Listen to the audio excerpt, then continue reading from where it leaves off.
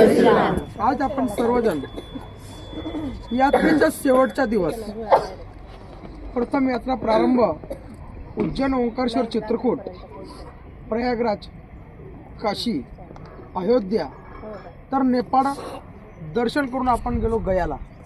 गयाहून निघालो गंगासागर, जगन्नाथपुरी, ओडिसा पार करून आपण आता आलेलो आहेत महाराष्ट्रामध्ये. परत शेवटच्या तीर्थक्षेत्रात ते म्हणजे शेगाव.